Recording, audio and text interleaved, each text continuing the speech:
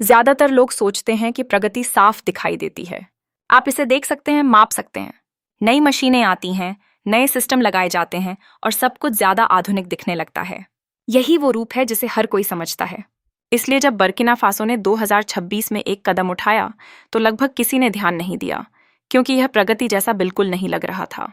यहाँ कोई बड़े निवेश नहीं थे, कोई विदेशी तकनीकी कंपनियां नहीं थीं और न ही कोई आधुनिक ढांचा पेश किया जा रहा था। इसके बजाय सरकार ने अपने ही दफ्तरों से पुराने कंप्यूटर इकट्ठा करने शुरू कर दिए, वे मशीनें जिन्हें पहले ही बदलकर किनारे कर दिया गया था। पहली नज़र में यह एक पीछे जाने जैसा लगा। आखिर पहले से पुराने माने जाने वाले उपकरणों की ओर क्यों लौटना?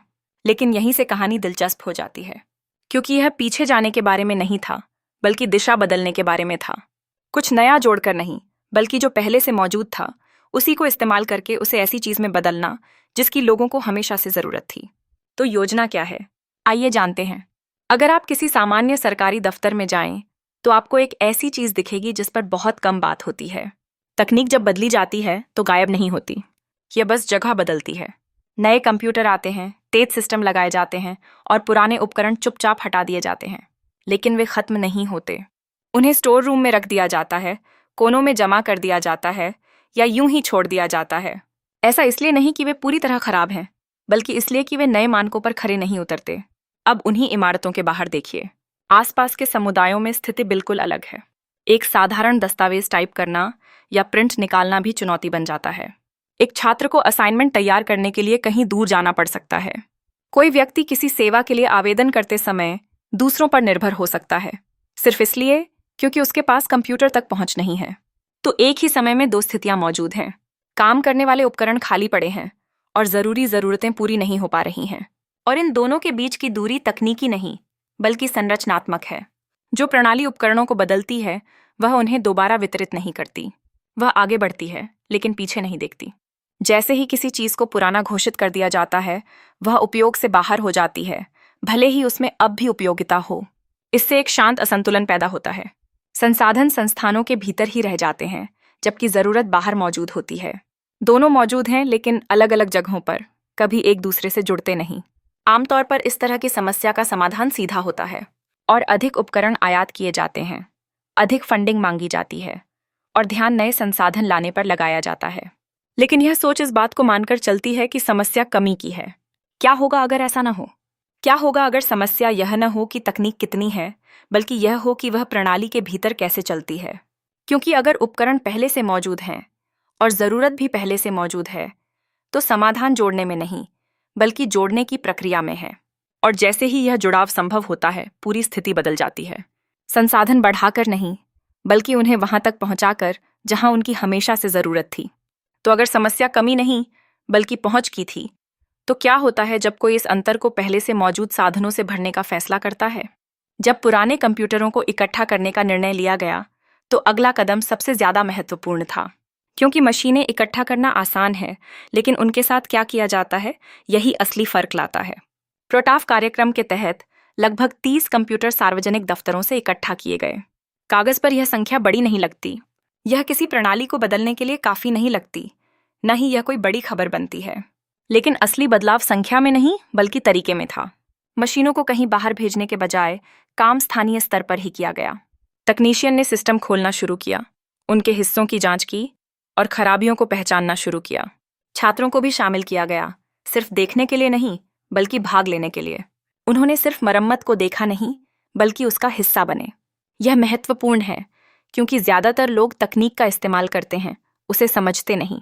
उपकरणों को तैयार उत्पाद माना जाता है, जिसे तब तक इस्तेमाल किया जाता है जब तक वह काम करना बंद न कर दे, और फिर बदल दिया जाता है। लेकिन यहाँ यह पैटर्न टूट गया। हर मशीन एक सीख बन गई। खराब बिजली सप्लाई एक समस्या नहीं, बल्कि जांचने का अवसर बनी। बंद स्क्रीन एक चुनौती नहीं, बल्कि उसे ठीक करने की प्रक्रिया बनी। जो सिस्टम चालू नहीं हो रहा था, वह समझने का एक चरण बन गया।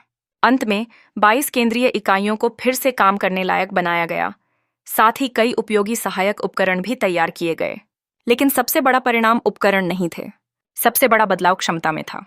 क्योंकि जब लोग किसी चीज को ठीक करना सीख लेते हैं, तो वे उसे फेंकने योग्य नहीं समझते। वे उसकी संरचना, उसकी सीमाएं और उसकी संभावनाएं समझने लगते हैं। यह समझ व्यवहार को बदल देती है। यह बाहरी विशेषज्ञों पर निर्भरता को कम करती है। यह तकनीकी समस्याओं को खुद संभालने का आत्मविश्वास पैदा करती है। यह रखरखाव को खर्च नहीं बल्कि एक कौशल बना देती है। और यह कौशल परियोजना खत्म होने के बाद भी खत्म नहीं होता। यह उन लोगों के साथ बना रहता है जिन्होंने इसे सीखा। प्रौद्योगिकी अब बाहर से पूरी तरह तैयार होकर आने वाली चीज नहीं रहती। यह ऐसी चीज बन जाती है जिसे भीतर से संभाला, अनुकूलित किया और आगे बढ़ाया जा सकता है। तो अगर मशीनें अब केवल उपयोग की जाने वाली चीज नहीं रह जाती बल्कि उन्हें समझा भी जाने लगता है, तो जब उन्हें रोजमर्रा के जीवन में वापस रखा जाता है तब वे किस तरह की भूमिका निभाने लगती हैं। जब मशीनों को बहाल कर दिया गया तो अगला कदम उन्हें उसी पुराने वातावरण में वापस ले जाना नहीं था। उन्हें बाहर ले जाया गया, उन जगहों पर जहां बुनियादी डिजिटल पहुंच भी दैनिक जीवन को बदल सकती थी। सबसे पहले जिन स्थानों में से एक था गोरसी, जहां लगभग 30 महिलाओं को इन प्रणालियों के वितरण के साथ प्रशिक्षण दिया गया। इनमें से कई महिलाएं ऐसे परिवेश से थीं जहां स्थिर आय सीमित थी, जिनमें रक्षा और सुरक्षा कर्मियों की विधवाएं और स्थानीय सामुदायिक समूहों की सदस्य शामिल थीं। यह प्रशिक्षण बहुत जटिल तकनीकी रूप में नहीं बनाया गया था। यह रोजमर्रा के कार्यों पर केंद्रित था।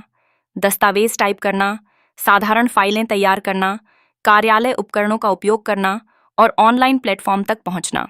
शुरुआत में ये कौशल साधारण लग सकते हैं, लेकिन उनकी असली कीमत तब समझ आती है जब देखा जाए कि इनकी आवश्यकता कितनी बार पड़ती है। कई समुदायों में एक साधारण फॉर्म भरना या दस्तावेज प्रिंट करना भी आसान नहीं होता। लोगों को या तो दूसरे क्षेत्र में जाना पड़ता है या किसी और पर निर्भर रहना पड़ता है। अब एक अलग स्थिति की कल्पना कीजिए। उसी समुदाय के भीतर एक व्यक्ति के पास कौशल भी है और उपकरण भी, जिससे वह इन जरूरतों को पूरा कर सकता है। इससे पूरी व्यवस्था बदल जाती है। अब लोगों को बाहर जाने की बजाय लोग उसी स्थान पर आने लगते हैं। वे दस्तावेज टाइप करवाने, आवेदन तैयार करवाने और डिजिटल पहुंच से जुड़े कामों के लिए आते हैं। और जो व्यक्ति उस कंप्यूटर को चला रहा है, वह केवल एक उपकरण का उपयोग नहीं कर रहा होता, बल्कि एक सेवा प्रदान कर रहा होता है। यहीं पर असली बदलाव आता है, क्योंकि जब किसी सेवा की लगातार जरूरत होती है तो वह मूल्य पैदा करती है, और जब उस मूल्य को पहचाना जाता है तो उसका आदान प्रदान संभव हो जाता है।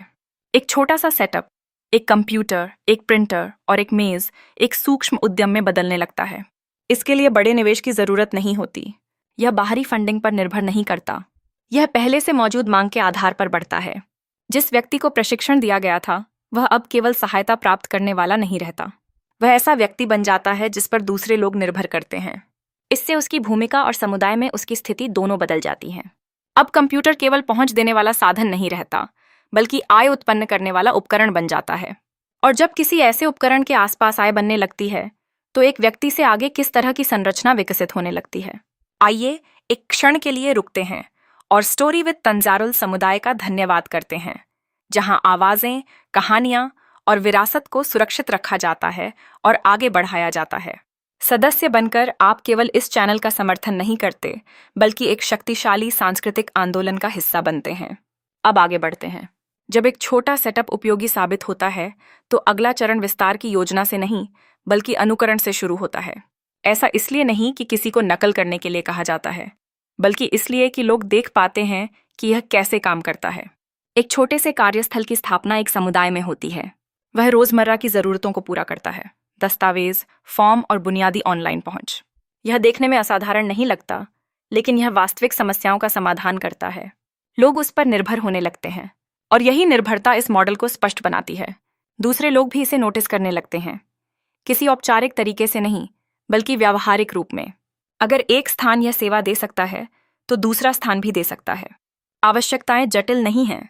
एक काम करने वाला कंप्यूटर, उसे चलाने वाला प्रशिक्षित व्यक्ति और एक जगह जहां लोग आ सकें, बस इतना ही पर्याप्त है। इस तरह किसी केंद्रीय प्राधिकरण द्वारा इसे विस्तार देने के बजाय यह मॉडल दोहराव के माध्यम से फैलता है। हर नया सेटअप स्वतंत्र होता है।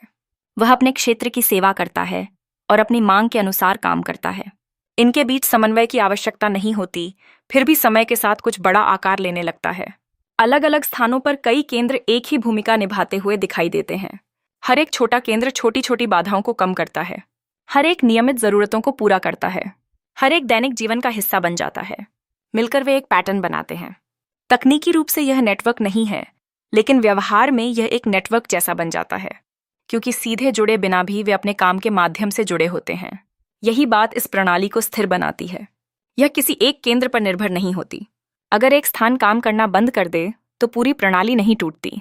इसे लगातार बाहरी समर्थन की आवश्यकता नहीं होती। यह इसलिए चलता रहता है क्योंकि यह स्थानीय स्तर पर उपयोगी है और उपयोगिता ही इसे बनाए रखती है।